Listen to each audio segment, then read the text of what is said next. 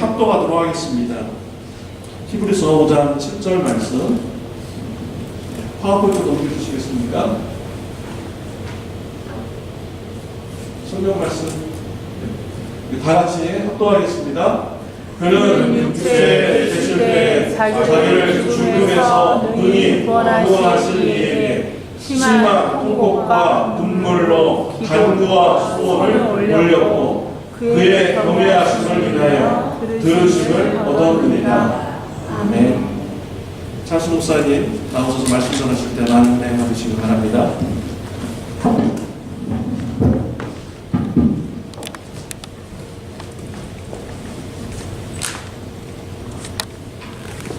할렐루야, 반갑습니다. 이렇게 또 여러분 또 이렇게 뵙게 되니까 너무 기쁘고요.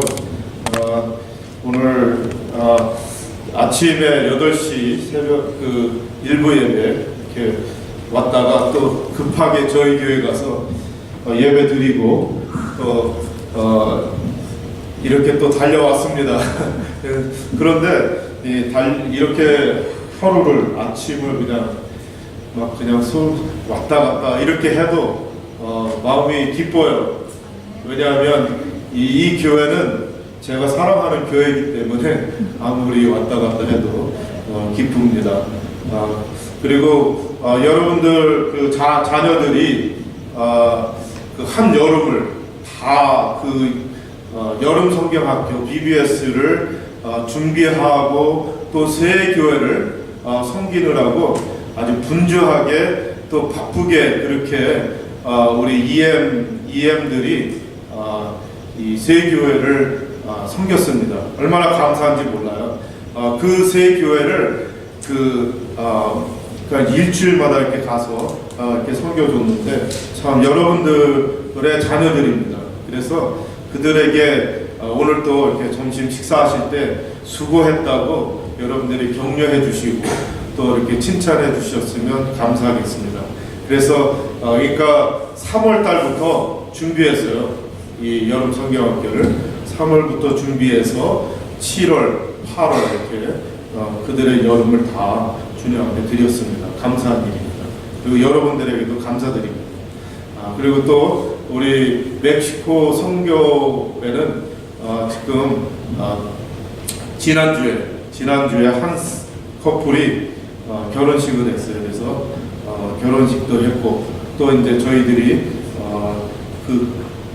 그 센터를 지으려고 또 이렇게 준비하고 있습니다. 그래서 여러분들 계속 기도해 주시고 또 관심 가져 주셔서 이 일들이 잘 이루어질 수 있도록 여러분들 또 이렇게 기도해 주시기 바랍니다. 그리고 YI Youth in Action 청소년 이제 훈련도 이제 9월부터 또 이렇게 시작이 됩니다. 그래서 여러분 기억해 주시고 또 기도해 주시기 바랍니다. 오늘 말씀은 예수님의 기도 생활, 이 예수님의 기도 생활을 통해서 정말 예수님이 왜 기도하셨을까? 그는 하나님인데 하나님이 왜 기도가 필요했을까? 이러한 이 생각을 가지고 예수님이 기도하신 그 기도를 보고 또 예수님이 기도하신 그 기도 생활을 보면서 우리 같이 이 말씀을 쭉 보면서 같이 그 예수님의 기도 생활에 대해서 같이 배워가면서 그리고 우리의 삶에 그 기도 생활이 적용되는 참 좋겠습니다. 그래서 여러분 같이 오늘 한 30분 동안 같이 주님의 말씀 같이 배워가기를 원합니다. 그래서 우리 이 말씀에 보면 왜 예수님이 그렇게 기도했을까를 우리 같이 공부하죠. 그래서 사복음서에서는 예수님의 기도 생활에 대해서 17번이나 나와요. 이 사복음서에. 그러니까 요한복음, 누가복음, 마태복음, 마가복음 이 사복음서에 예수님이 기도 생활하시는 그 기도의 내용들이 17번이나 나오는데 특히 누가복음에서는 10번이나 나옵니다.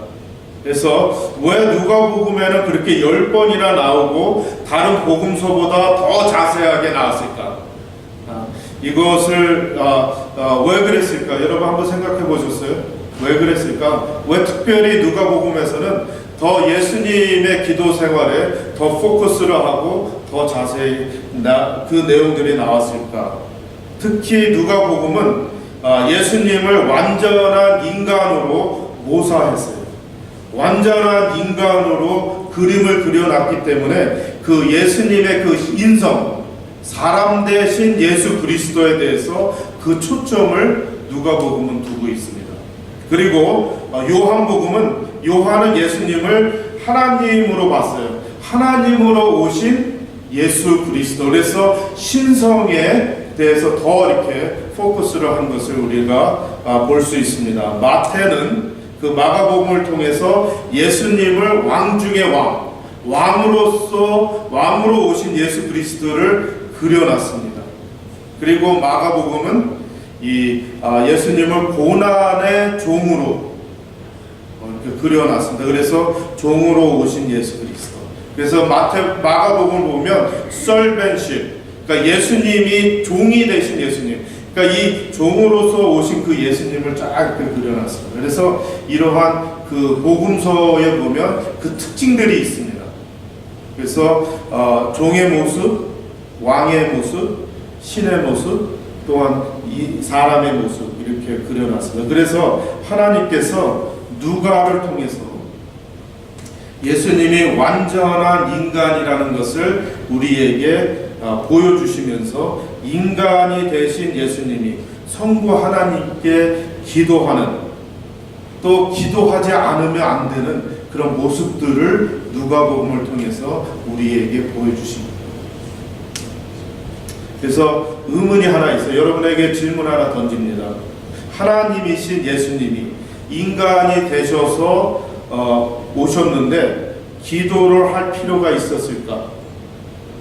하나님이신데, 예수 그리스도가 하나님이시고 이 하나님이 인간이 되셔서 오셨지만 그 하나님이 왜 기도하셨을까? 여러분 한번 생각해 보셨어요? 왜 하나님이 기도하셨을까? 오늘 말씀에 보면 그는 육체에 계실 때에 자기를 죽음에서 능히 구원하실 이에게, 그러니까 육체를 가지고 오신 그 하나님이 자기를 죽음에서, 그러니까 십자가에서 돌아가시고 또 장사 지내시고 3일 만에 부활하셨잖아요. 그 죽음에서 능히 구원하실 이에게 심한 고통과 눈물로 간구와 소원을 올렸고 그의 경외하심을 인하여 들으심을 얻었느니라 라고 여기 이 오늘 본문 말씀은 말씀하고 있어요. 그래서 성부 하나님과 동등하신 그 하나님, 성부 하나님과 전혀 다를 바가 없는, 전혀 그 능력과 그 힘과 그 하나님 됨에 있어서 그 동등하시고 똑같은 그 하나님이 왜 그 동등하신 그 하나님께 기도했을까? 그리고 여기 보니까 그 하나님, 성부 하나님과 동등한 그것을 지닌 그분인데 왜 통곡을 하며 눈물을 흘리며 간구와 소원을 올렸을까? 그리고 여기 보니까 그의 경외하심을 인하여 들으심을 얻었느니라 라고 주님의 말씀을 이렇게 상고하고 있어요. 여기에 경외하심이라는 이 단어가 있는데, 경외하심은 영어로 보면 piety라는 단어가 있어요. 그래서 원어에 보면 올라베이아라는 단어를 썼는데 이 단어는 공경하다. 그래서 그 성자 하나님이 성부 하나님을 공경하는 마음으로 심한 고통과 눈물로 간구를 했어요. 그렇게 간절히 기도했더니 성부 하나님이 들어주셨다라는 거죠. 이 말씀에 보면. 그러니까 이것은 참 우리가 때로는 이해하기 힘든 말이죠. 저와 똑같은 그 하나님이, 전혀 다를 바가 없는 그 하나님이 기도했을까? 그럴 필요가 있었을까? 라는 거죠. 그리고 하나님이신 이분이 인간의 그 약한 모습을 보이실 필요가 있었을까? 그쵸? 우리가 예수님의 이 모습을 보면 왜 그러한 연약한 인간의 몸을 입으시고 오셨는데 그 연약함을 우리에게 보여주셨을까 하는 거죠. 왜 그랬을까? 왜 그럴 필요가 있었을까 하는 겁니다. 그래서 다시 말하면 예수님은 하나님이시잖아요. 그렇죠? 하나님이시고 전지전능하세요. 모든 걸 다 하실 수 있습니다. 그 모든 능력을 다 가지고 계십니다. 그러한 하나님이셨어요. 그뿐만 아니라 예수님은 창조주세요. 이 세상을 창조하신 분입니다. 여러분을 만드셨습니다. 예수님께서 여러분을 창조하셨어요. 여러분의 그 어머니의 뱃속에서부터 여러분들을 만드시고 다듬으시고 여러분의 DNA를 다 하나하나 만드셨어요. 그러한 하나님, 모든 만물을 주관하시는 하나님, 그 손 위에 다 이렇게 주관하시는 그 하나님, 그런 하나님이 왜 기도하셨을까? 그렇죠? 그리고 그것도 자기와 동급인 성부 하나님에게, 여기 보니까 눈물로 통곡을 하시면서 심한 통곡 강구하셨어요. 그래서 이런 분이 그러한 모습을 보여주셨을 그 이유가 있었을까 하는 말이죠. 그래서 그 이유가 있어요. 오늘 말씀과 또 이렇게 말씀을 보면서 그 이유를 한번 찾아가죠. 왜 그랬을까? 그러니까 하나님이신 예수님이 우리를 구원하시기 위해 인간의 몸으로 내려오셨습니다. 완전한 인간이 되셨다는 거예요. 이 말씀은 완전하신 그 인간으로서의 그 모습을 우리에게 보여주신 겁니다. 이거는 엄청난 일이에요. 여러분 한번 생각해 보십시오. 우리를 창조하신 그 하나님이 100% 인간의 모습으로 오셨습니다. 아멘이요? 아멘. 이거는 정말 우리에게 축복입니다. 축복. 그래서 하나님의 모든 속성을 가지고 계시면서 인간이 되신 것이 아니에요. 중요합니다. 하나님의 모든 속성을 가지고 계시면서 인간이 되신 게 아니에요. 빌립보서 2장에 보면 이 사실을 우리에게 말씀하세요. 우리 한번 같이 읽어볼까요? 그는 근본 하나님의 본체시라. 하나님과 동등됨을 취할 것으로 여기지 아니하시고 오히려 자기를 비워 종의 형체를 가져 사람들과 같이 되었고. 아멘. 이 말씀에 보면 예수님은 하나님의 본체이세요. 그러니까 이 본체라는 언어는 몰페라는 단어를 썼는데, 이 몰페라는 이 헬라어 단어는 이 내용을 갖고 있어요. 내용 변함이 없는 본체. 그러니까 하나님과 똑같다는 것이죠. 하나님과 전혀 다를 바 없는 그 본체, 그 본체를 가지신 그분이 예수님이 인간의 몸으로 오셨지만 내용으로는 하나님이세요. 이 모든 것이 하나님인데 하나님과 동등됨을 취할 것으로 여기지 않으셨다는 거예요. 하나님과 동등한 급을 가지시고 하나님과 같은 위를 가지신 그 하나님께서 이 세상에 오셨을 때는 자기 거를 비우셨다는 거예요. 비우셨다. 여기 보면 자기를 비워 종의 형체를 가져 사람이 되셨다. 이 말씀. 자기를 비워. 여기 보면 영어로는 empty. 무엇을 비웠습니까? 예수님께서 자기를 비웠다고 했는데 무엇을 비웠습니까? 그 비운 게 있어요. 그 비운 게 이 하나님이신데 이 하나님이 인간으로 오시면서 하나님의 속성을 다 버리셨어요. 와, 엄청난 사실입니다. 엄청난 사실이에요. 하나님의 속성을 다 비워버리고는 무엇을 입었습니까? 종의 형체를 가져 사람과 같이 되셨다. 여기서 사람과 같이 되었고라는 이 단어는 참 재밌어요. 우리는 그냥 되었다 이렇게 생각되지만 이 원어로 보면 이 단어가 있어요. 기그네스타이라는 단어를 사용했는데 이 단어는 영어로는 이런 뜻이에요. temporarily made.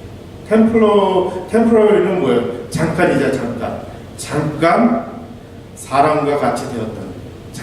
잠깐이 몇 년입니까? 33년 동안 잠깐 자기의 이것을 비우시고 사람이 되십니다. 예수님이 십자가에서 돌아가시고 부활하시고 승천하시기 전까지 잠깐 사랑의 몸을 입으시고 이제 영원한 그 몸을 가지시고 다시 부활하시고 승천하셨잖아요. 그러니까 잠깐 33년 동안. 그러니까 성자 하나님이 우리와 똑같은 사람이 되셨지만 우리와 차이점이 한 가지 있어요. 여러분 아시죠? 그 차이점은 무엇입니까? 그렇습니다. 죄가 없으세요. 딱 한 가지. 우리와 100% 같지만 죄가 없으세요. 예수님은 죄를 모르세요. 왜 모르십니까? 죄를 짓지 않으셨기 때문에 모르세요.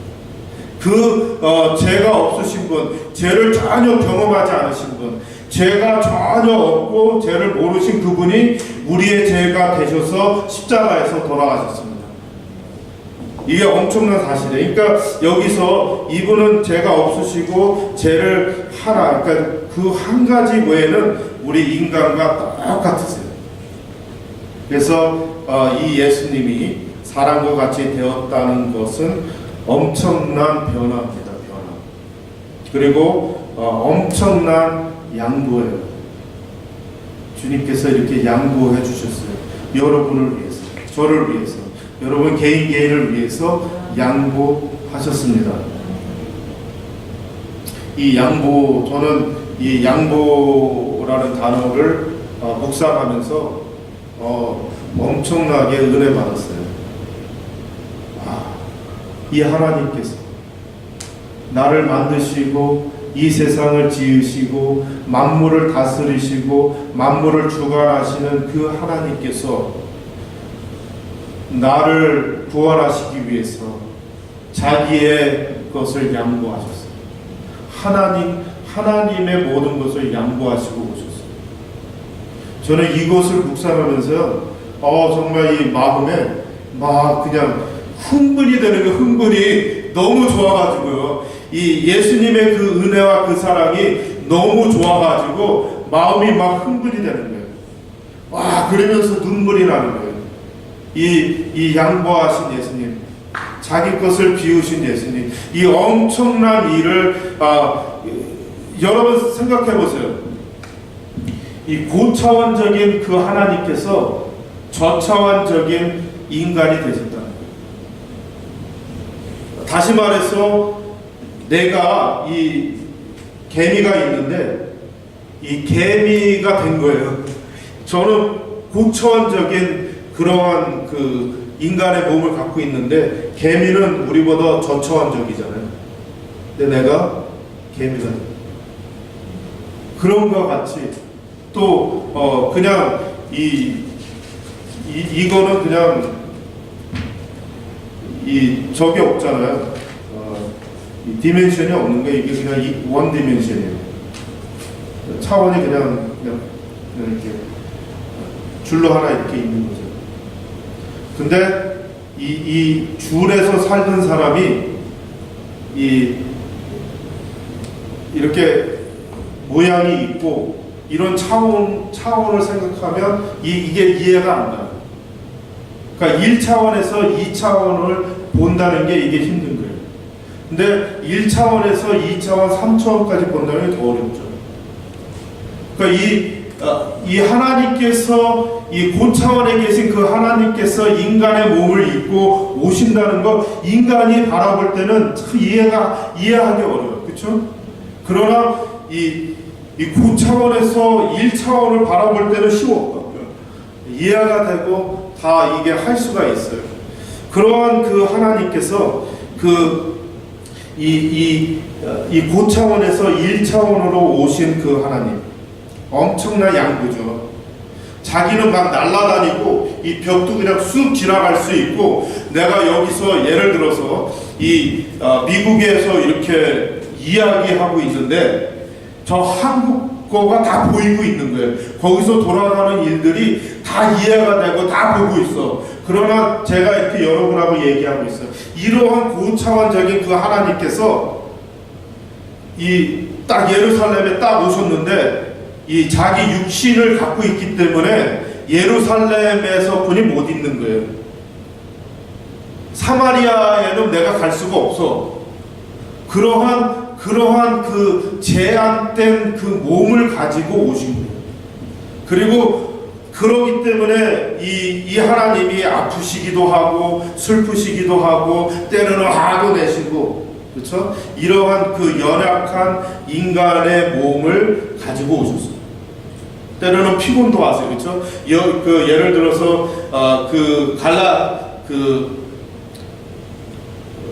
어디에 예수님이 사셨던 그 갈릴리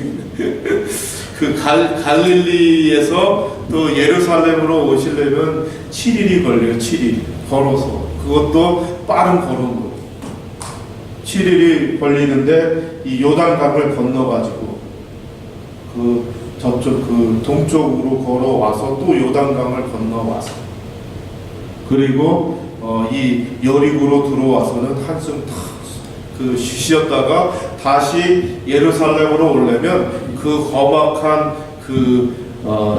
사막을 또 이렇게 거쳐서 산을 올라오면 베다니에 딱 올라오세요. 그 베다니에 올라오셔서 또 한숨 딱 쉬셨다가 예루살렘을 또 가려면 그 베다니의 갈람산을 또 이렇게 올라오셔야 돼요. 올라오셔서 또 예루살렘으로 올라가야 돼요. 이러한 피곤한 여행, 이러한 여행들을 하실 때 피곤하셨어요. 이러한 몸을 가지고 오셨다. 그러니까 엄청난 양보죠. 여러분 한번 생각해 보세요. 그럴 필요가 없으신 그분이, 그럴 필요가 없으세요. 그런 분이, 또 어디나 계실 수 있는 그분이 한번 그냥 말만 하면 서울 하면 그냥 서울에 딱 가 계시고, 천국 하면 천국에 딱 가 계시고, 대만 하면 대만에 가 계시고, 이렇게 그냥 딱 생각하면 벌써 거기 가 계시는 그 하나님께서 제한적인 이 몸을 가지고 오셨습니다. 그 엄청난 양보를 하셨어요. 그런데 이러한 연약한 몸을 가지셨기 때문에 그분이 기도하셨어요. 기도해야 돼요. 이런 연약한 몸을 가졌기 때문에. 그래서 성부 하나님과 성령 하나님과 성자 이 하나님께서 마음이 하나 되도록 늘 아버지의 뜻, 예수님은 무엇을 하든지 아버지의 뜻을 따라 하셨어요. 내가 아버지가 아니면은 아무것도 할 수 없느니라. 아버지의 뜻을 나는 이루러 왔느니라. 그러니까 예수님은 순간순간마다 누구의 뜻을 행하러 오셨습니까? 아버지. 그러니까 예수님이 연약한 몸을 가지셨기 때문에 순간순간마다 아버지하고 연결되어 있지 않으면 아버지의 뜻을 이룰 수가 없는 거예요. 그래서 기도하셨어요. 예수님도 그냥 수없이 몸부림치면서 기도하신 거예요. 왜? 아버지의 뜻과 내 뜻이 이게 연결되어 있지 않으면 예수님도 유혹을 받을 수 있다는 사실입니다. 그래서 사탄이 와서 유혹도 하잖아요. 그래서 예수님이 제자들에게 말씀하세요. 마음의 원이로되 육이 연약하도다. 이게 그냥 나온 말이 아닙니다. 예수님께서 경험하셨기 때문에 나온 말이에요. 이거를 경험하셨어요. 이 육이 연약하고 이 연약한 그 육을 가지셨기 때문에 그것을 경험하셨어요. 그래서 그 경험에서 나온 거예요. 그래서 이 예수님의 기도, 이 예수님의 기도 생활, 우리 누가복음 보면서 예수님이 어떤 기도 생활을 하셨을까? 예수님께서 30세에 공생에 들어오셨잖아요. 이 미니스트리에 들어오셨습니다. 이 들어오시면서 첫 번째로 하신 일이 있어요. 여러분 아시죠? 예수님이 무엇을 하셨습니까? 침례를 받으셨어요. 침례를 받으시면서 어떤 일을 하셨냐면, 여기 우리 한번 같이 읽을까요? 21절과 22절. 백성이 다 침례를 받을세 예수도 침례를 받으시고 기도하실 때에 하늘이 열리며 성령이 형체로 비둘기같이 그의 위에 강림하시더니 하늘로서 소리가 나기를 너는 내 사랑하는 아들이라 내가 너를 기뻐하노라. 아멘. 예수님께서 이 공생에 들어가시기 전에 침례를 받으셨어요. 침례를 받으시면서 이 물에서 올라오시고 무엇을 하셨습니까? 기도하셨어요. 기도하셨어요. 그러니까 침례 받으시면서 예수님께서 기도하셨어요. 그런데 이 예수님께서 기도하실 때 무엇이 열렸습니까? 하늘 문이 열려요. 하나님의 그 보좌가 열렸어요. 열리면서 22절에 이 기도하고 하늘 보좌가 열리고 예수님이 무엇을 받았습니까? 기도하실 때에 하늘이 열리며 22절 성령이 형체로 비둘기같이 그 위에 강림하시더니, 그러니까 예수님도 기도하시니까 하늘 문이 열리고 무엇이 왔습니까? 성령을 받으신 거예요. 왜? 예수님이 연약한 몸을 가지셨기 때문에 성령의 도우심이 필요한 거예요. 아멘? 그러니까 예수님도 기도하시고 성령이 필요하셨어요. 그러니까 우리는 얼마나 더 필요할까? 그쵸? 우리는 성령이 예수님보다 더블로 더 필요할 것 같아. 예수님은 아무래도 그 자기의 목적이 있고 어느 정도 간네스가 약간 있긴 있어요. 그쵸? 자기가 양보하신 것도 있지만, 그렇지만 예수님도 그 성령님이 아니셨으면 하나님의 뜻을 이루지 못한다니까요. 그러니까 우리는 하나님의 뜻을 이루기 위해서는 성령이 더 필요한 거예요. 그러니까 우리는 더 기도해야 돼요. 더 기도하실 때에 하나님께서 하늘 문을 여시고 하늘 보좌를 여시고 무엇을 부어주시냐면 성령님을 부어주세요. 이게 성령 세례입니다. 우리는 성령 세례를 매일매일 순간순간마다 받아요. 그래야 우리는 승리할 수 있어요. 예수님도 그렇게 하셨어요. 그렇게 기도하실 때 성령님을 부어주시고 그 다음에 하나님께서 또 한 가지 말씀하세요. 22절에 보니까 성령이 형체로 비둘기같이 그의 위에 강림하시더니 하늘로서 소리가 나기를 너는, 우리 같이 읽을까요? 너는 내 사랑하는 아들이라 내가 너를 기뻐하노라. 아멘. 무엇입니까? 예수님의 정체성을 하나님께서 다시 한번 재확인해 주셨어요. 너는 내 사랑하는 아들, 내가 너를 기뻐하노라. 그러니까 하나님께서, 성부 하나님께서 예수님의 정체성을 재확인시켜 주시고 그 다음에 누구에게 확인시켜 주셨습니까? 누구에게? 세례 요한에게, 침례 요한에게 다시 한번 확인해 주셨어요. 왜? 침례 요한은 이때까지만 해도 예수님이 메시아인가 긴가만가? 이분이 정말 메시아일까? 이런 생각을 갖고 있었어요. 그래서 자기 제자들에게 보냈어요. 예수님 당신이 정말 메시아입니까? 라고 질문도 했어요. 그래서 이 침례 요한에게 확인시켜 주셨어요. 뭐라고? 너는 내 사랑하는 아들이라. 이는 내 사랑하는 아들이라. 이는 내가 기뻐하노라. 라고 이 침례 요한에게 다시 한번 예수 그리스도가 누구신지 확인시켜 주셨어요. 그리고 또한 누구에게 하셨습니까? 침례, 여기 보니까 백성이 다 침례를 받을세. 그러니까 침례 받으러 백성들이 쫙 나온 거예요. 이 사람들에게 요한이 아니고 침례 요한이 메시아가 아니야. 누가 메시아냐? 이 지금 침례를 받는 이 예수 그리스도가, 예수가 나의 아들이야. 너희들은 앞으로 이 일을 쫓아갈 거야 하고 확인시켜 주신 겁니다. 그래서 저와 여러분도 확인이 필요해요. 그렇죠? 때로는 우리가 정말 하나님의 자녀인지 잊어버리고 생활해요. 때가 많잖아요. 우리가 이 24시간 24시간 하나님만 생각하고 나는 하나님의 자녀야 이것만 늘 묵상하고 생각하며 24시간 살면 얼마나 좋겠어요. 그런데 때로는 우리가 뭐 하다 보고 또 이 일생생활이 바쁘다 보면 내가 그 사실을 잊어버려요. 여러분 어떠세요? 그렇죠? 네? 그렇죠? 내가 또 바삐 살다 보면 기도하지 않아. 그러니까 이러한 사실을 나의 정체성이 무엇인지에 대해서 재확인할 필요가 있어요. 언제 재확인해 주세요? 기도할 때. 기도할 때에 하나님께서 다시 확인해 주세요. 내가 너를 위해서 죽었노라. 나는 너를 사랑한다. 너는 나의 아들이다. 너는 나의 딸이다. 라고 하나님께서 재확인시켜 주십니다. 언제 그래요? 기도할 때. 그래서 하나님의 자녀들이 자기의 그 뜻대로 기도하지 않는 모습들이 있어요. 그러니까 예수님은 기도하실 때마다 또 그 성경에 보면 예수님은 다 아버지의 뜻대로 행하느라. 여기 보니까 시계가 없네요. 저기 있네요. 그래서 이 기도는 무엇입니까? 기도는 왜 기도하죠? 기도는 무엇입니까?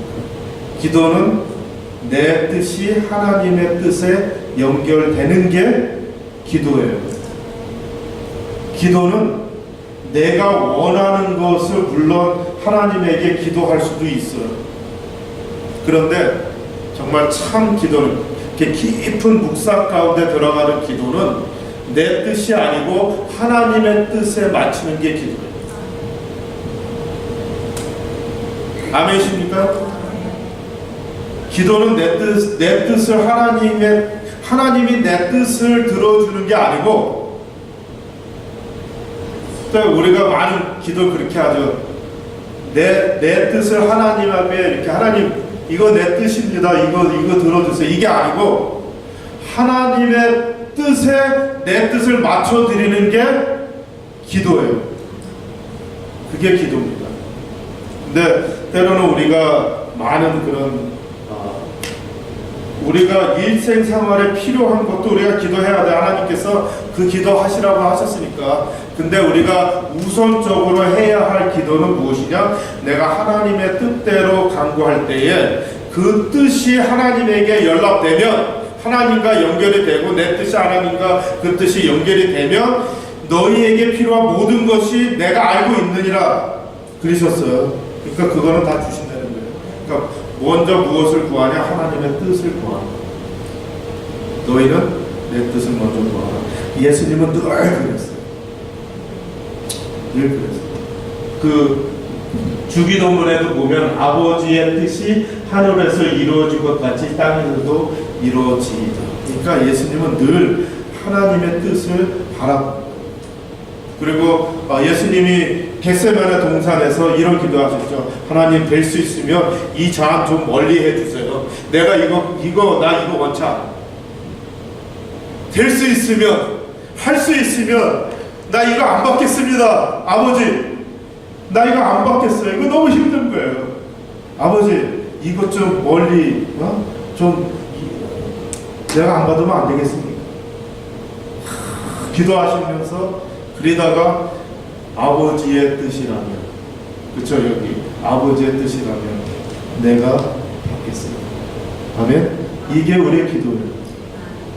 내 때로는 저도 이런 기도 이제 작년인가 작년 아마 한 2년 정도 된 것 같아요. 2년 정도. 하나님, 정말 이거 하나 못 들어주세요. 하나님이라면 좀 들어주셔야 되지 않아요? 네? 하나님, 내가 주의 종이고, 그리고 멕시코도 내가 때로는 내 돈도 들어가면서 이렇게 선교하는데 하나님 이거 하나 못 들어주세요. 이렇게 되들 때도 있었어. 한 3개월 동안 이 말이야 이거 하나님 당신이 하나님이면 뭐 이렇게 기도도 했어요. 근데 하나님께서 딱 깨닫게 해주시는 게 뭐냐면 그게 내 뜻이냐? 너 뜻이지. 그러면서 하나님 I'm sorry, 죄송합니다. 미안합니다. 그렇군요. 내 뜻이군요. 딱 요거를 딱 주님의 뜻에 딱 연결이 되니까요. 마음에 평화가 찾아오는 거예요. 그 다음서부터는 이거 문제가 있어. 아직도 해결되지 않았어요. 근데도 내 마음에는 무엇이 있어요? 평안이 있는 거예요. 기뻐요.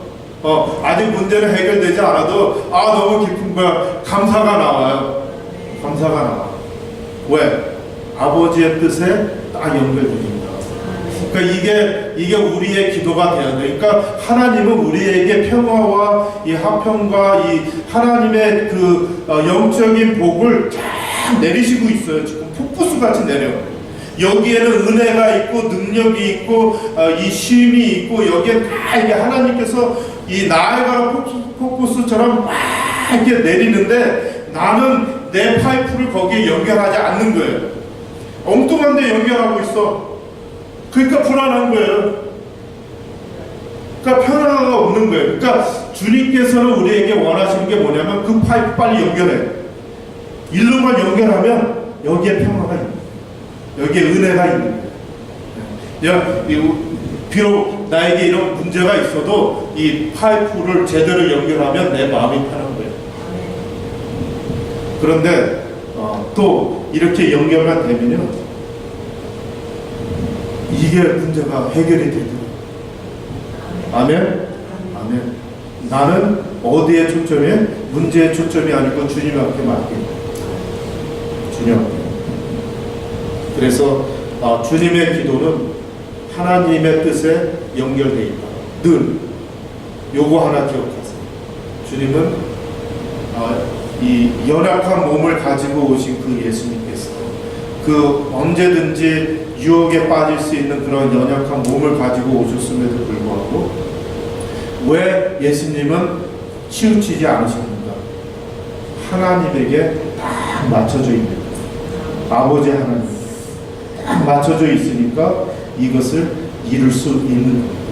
그래서 여러분들도 정말 기도하실 때에 여러분의 뜻이 아닌 하나님의 뜻에 다 이렇게 맞춰지는 거예요. 그래서 우리 마지막 우리 시편 한번 보죠. 요거 읽고 우리 마치겠습니다. 시편 19편 마지막 볼 수 있죠? 더 쭉쭉 하나 더 요거 바로 좀 더 없어요? 하나 더 가서 요거 바로 전에 여기 시편 19편 14절에 보면 우리 한번 다 같이 읽을까요? 나의 반석이시오 나의 구속자이신 여호와여 내 입의 말과 마음의 묵상이 주의 앞에 연락되기를 원합니다. 연락. 이 연락이라는 단어는 연락, 그러니까 이 기쁠 열이에요. 기쁠 열. 그래서 기쁘게, 그다음에 납은 바칠 납. 그러니까 기쁘게 받으시는 하나님. 그러니까 내 기도가 내 말에 내 입술의 모든 말과 내 마음의 묵상이 주께 연락되기를 원합니다. 이게 우리의 기도의 내용. 그러니까 이런 찬송이 있죠. 나의 입술의 모든 말과 나의 마음의 묵상이 주께 연락되기를 원하네. 생명이 되신 주 반석이 되신 주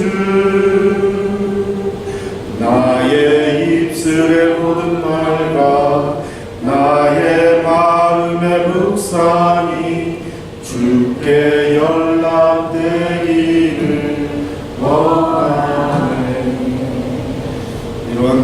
찬양의 이 찬송가처럼 여러분의 기도가 주님 앞에 그 뜻에 연락돼서 정말 여러분의 기도를 하나님이 들으시고 또 하나님의 뜻에 맞춰서 여러분이 나가실 때 정말 주님의 그 영적인 축복, 그 복이 여러분에게 임하시기를 바랍니다. 기도하겠습니다. 하나님 고맙습니다. 오늘도 주님께서 저희들에게 이 말씀을 통해서 정말 주님이 그렇게 기도하신 것처럼 저희들도 정말 주님의 모습을 따라 정말 순간순간마다 기도하며 하나님의 뜻에 맞춰 드리는 저희들이 될 수 있도록 주님 함께하여 주시옵소서. 예수님의 이름으로 기도하옵나이다. 아멘.